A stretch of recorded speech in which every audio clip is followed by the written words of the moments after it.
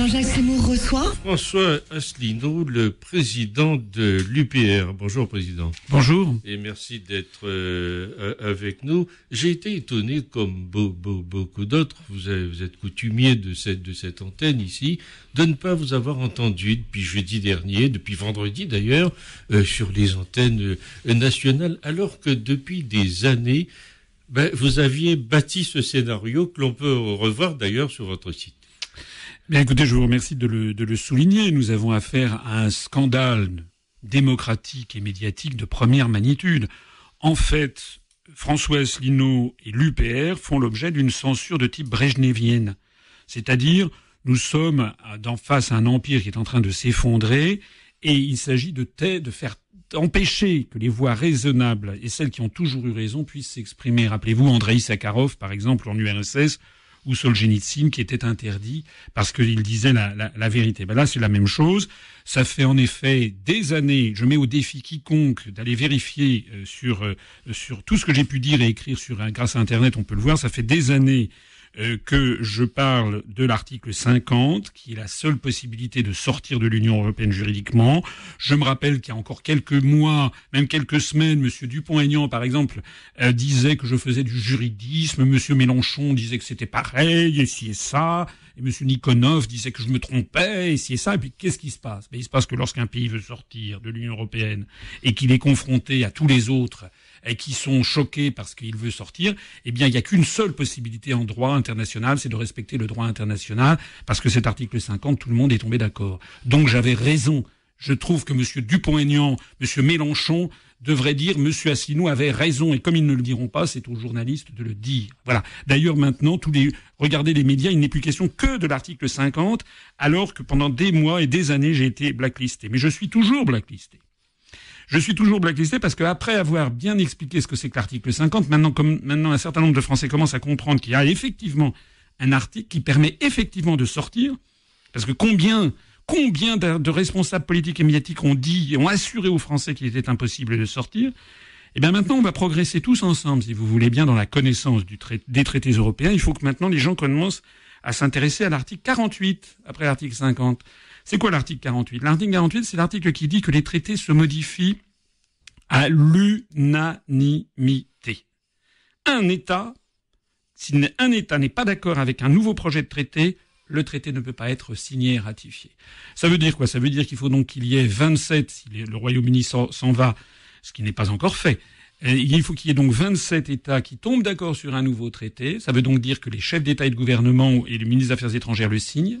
Et puis ensuite, il faut que les 27 parlements, les 27 opinions publiques qui ne sont pas forcément d'accord avec les chefs d'État et de gouvernement le ratifient aussi. Ça veut donc dire qu'il va falloir avoir 54 passages. On n'est pas sorti de l'auberge. C'est impossible. Surtout, c'est impossible, bien entendu, s'il s'agissait de faire une modification totalement fondamentale des traités. Ça n'est possible qu'à la marge, s'il s'agit d'un petit peu plus de libéralisme, un petit peu plus de tout ça. Et puis c'est d'autant plus impossible qu'il y a quelqu'un, des forces, qui supervise toute l'exécution et dont je suis le seul depuis des années aussi à parler. Ces forces, ce que j'appelle l'oligarchie euro-atlantiste, dont on a vu d'ailleurs 2 spécimens au cours des tout derniers jours. On a vu M. Peter Sutherland. M. Peter Sutherland, c'est le président de Goldman Sachs International, la très grande banque d'affaires. Il a été membre du comité directeur de Bilderberg, il a été commissaire européen chargé de la concurrence, il a été président de la commission trilatérale sur les questions de l'Europe, etc. Lui, il dit carrément qu'il faut s'asseoir sur le référendum. Voilà, il a dit this result somehow has to be overturned. Ça veut dire que, la traduction, c'est que d'une façon ou d'une autre, il faut que le résultat de ce référendum soit modifié, soit annulé, soit changé. C'est quand même dingue. Et là, ça veut dire que c'est le loup qui sort du bois. Et puis, la deuxième personnalité également très importante, c'est au moment même où nous parlons, il y a John Kerry, le secrétaire d'État américain, et qui arrive en ce moment même à Londres, et ensuite il va aller à Bruxelles, pour aller dire quelles sont les instructions de l'empereur, de l'empire. Voilà. C'est-à-dire que là aussi, si vous voulez modifier les traités, tout ça, quand vous voyez ce pitoyable pantin que nous avons à l'Élysée, qui d'ailleurs même Madame Merkel n'en veut plus, tout le monde a compris que nous sommes dirigés par un ectoplasme, qui ne dirige pas d'ailleurs, qui n'est que le gouverneur de la province France pour l'empire. Eh bien, personne ne dit dit? Que dit Madame Le Pen? Que dit Monsieur Dupont-Aignan? Que dit Monsieur Mélenchon? Que dit Monsieur Sarkozy? Que dit Monsieur Juppé? Que dit Monsieur Hollande, Monsieur Valls, etc. Qu'est-ce qu'ils disent du rôle des États-Unis d'Amérique dans la construction européenne? Qu'est-ce qu'ils disent de la déclaration de Peter Sutherland, le président de Goldman Sachs International? C'est ça que les Français veulent savoir. Et vous savez, moi, je me balade, parce qu'effectivement, je ne suis reçu dans aucun très grand média, mais je suis reçu par des gens qui font leur métier comme vous. Je tiens encore une fois à vous saluer parce que vous avez été l'un des rares journalistes à m'inviter régulièrement. Vous voyez, vous pouvez constater que depuis 9 ans, je suis désolé de le dire, mais c'est la vérité, je ne me suis pas trompé. Eh bien, beaucoup de gens, et de plus en plus le savent, parce que nous sommes dans un pays sous dictature qui ne dit pas son nom, eh bien, dans la rue, très souvent maintenant, je suis abordé par des gens qui me disent « C'est un scandale qu'on vous entende pas, vous avez tout mon soutien, continuez comme ça, je parle de vous autour de moi. » Et c'est ça, la clé de l'avenir. Alors, dites-moi, au Royaume-Uni, une pétition circule depuis 2 jours demandant un 2e référendum sur l'Union européenne. Ce matin, cette pétition avait dépassé les 2 millions de signatures. Cela signifie quoi?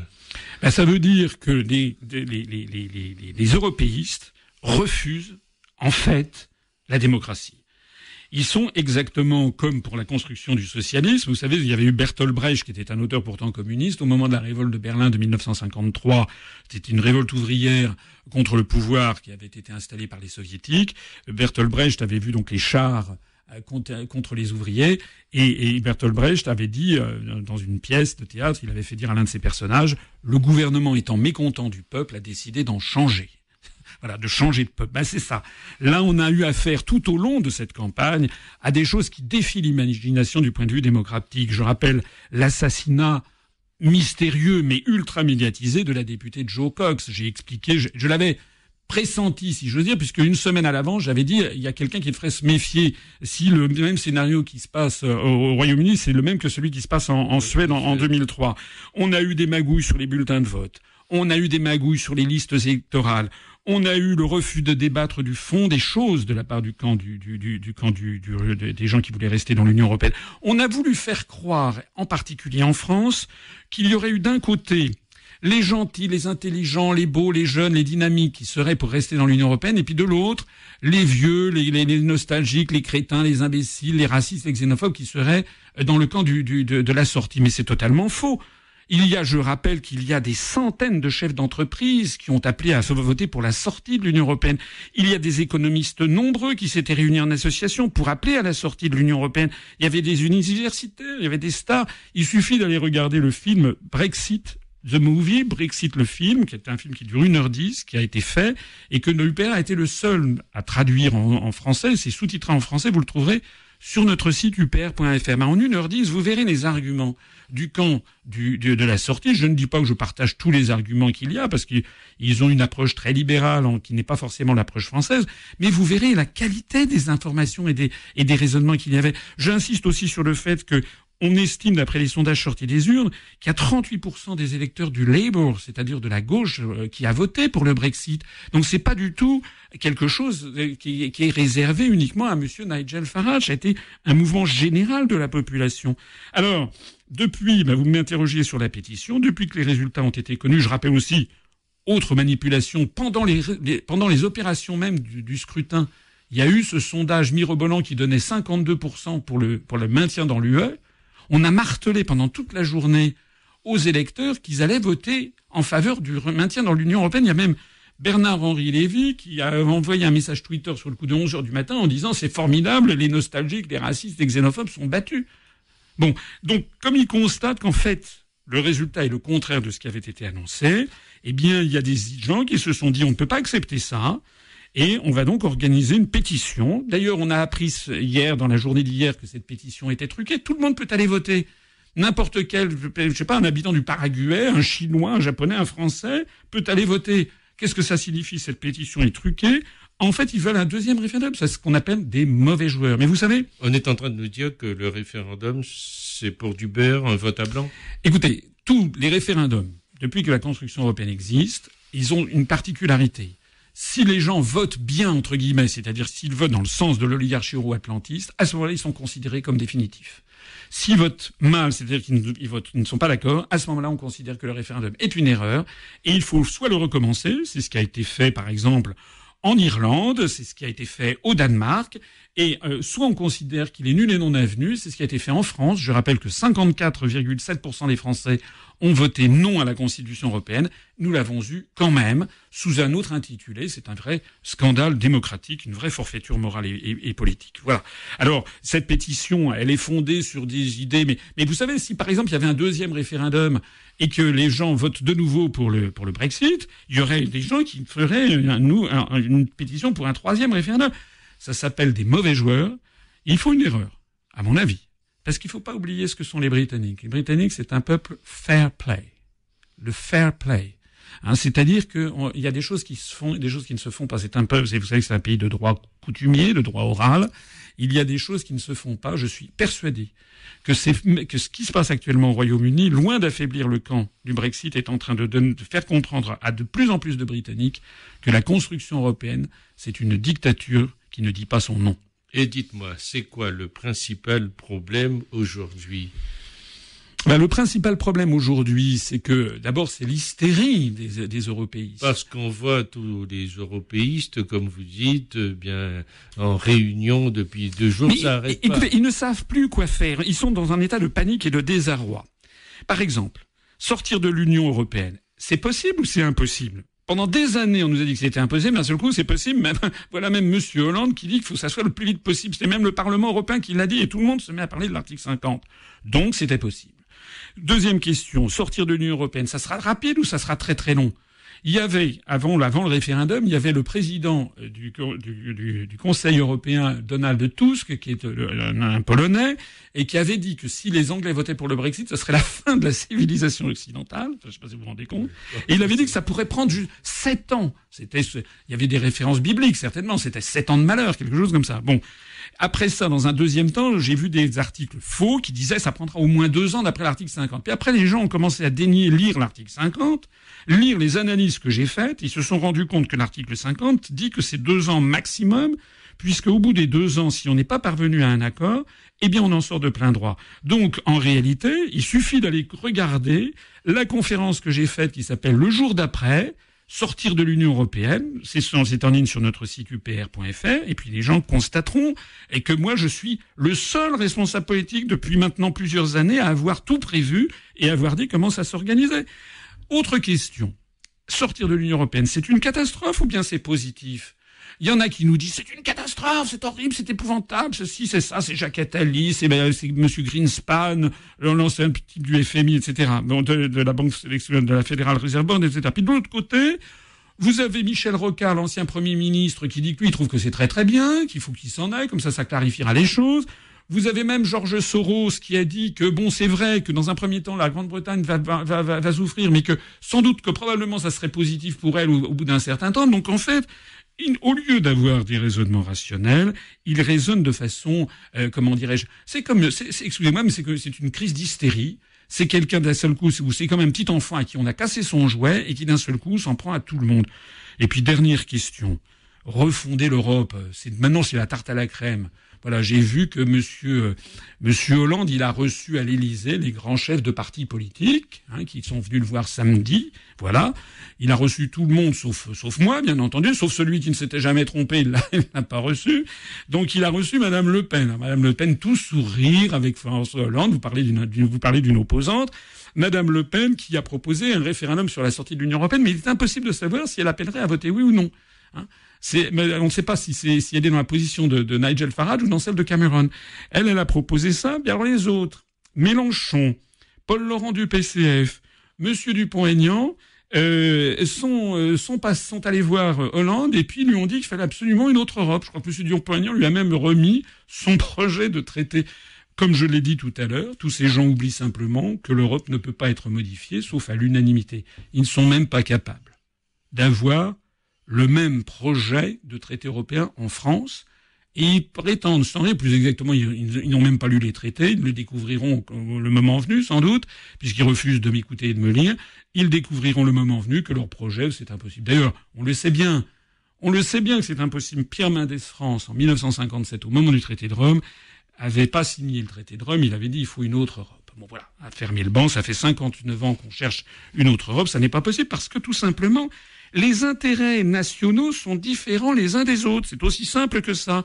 Et il ne peut pas y avoir de démocratie européenne, parce que démocratie, c'est un mot qui vient du grec, démos, le peuple, kratos, le pouvoir. Ça veut dire le pouvoir du peuple. Mais il faut qu'il y ait un peuple. Or, il n'y a pas de peuple européen. Il y a un peuple britannique, il y a un peuple allemand, il y a un peuple grec, un peuple français. Les peuples, ce sont des entités qui se sont nées avec les siècles et des siècles et des siècles. Un peuple, c'est une vision du monde, une histoire, une langue, des référentiels, des affections, des sentiments de solidarité naturelle qui se sont forgés au cours des siècles. Moi, je vois actuellement un truc incroyable, c'est que tous les européistes qui se prétendent ouverts sur l'étranger, c'est le déferlement de haine et de xénophobie à l'encontre des Britanniques. C'est fou. Ils les traitent comme des chiens, comme des moins que rien, parce que simplement, ils ont voulu reprendre leur liberté. J'ai noté aussi que entre le couple franco-allemand, c'est pas la belle unité. Je lisais ce matin quelques extraits de la presse allemande où Madame Merkel, quand on lui parle de reconstruction, je dis je vais me hâter, mais lentement, très lentement. Pourquoi ? D'abord parce que les Allemands sont des gens sérieux. C'est des gens précis. Ce sont des gens, par exemple, l'article 50, je suis persuadé qu'ils le savent très bien. Moi, quand j'étais jadis délégué à l'intelligence économique, je sais que les Allemands, ils ont déjà prévu des plans pour la sortie de l'euro. En France, on n'a pas le droit. En France, c'est comme le coup de la ligne Maginot. Vous savez, vous n'avez pas le droit d'envisager que le truc ne marche pas. Donc, en France, je me suis heurté à ça quand j'étais délégué à l'intelligence économique. On me faisait comprendre qu'on n'avait pas le droit de réfléchir à une sortie de l'euro. C'est pas bien, c'est comme ça. Nous sommes un pays de dogmes. Donc, Madame Merkel, elle a compris qu'en fait, Monsieur Hollande, c'est zéro pointé. J'ajoute par ailleurs que les Allemands, avant de monter au créneau et de dire n'importe quoi, ils examinent un petit peu les dossiers.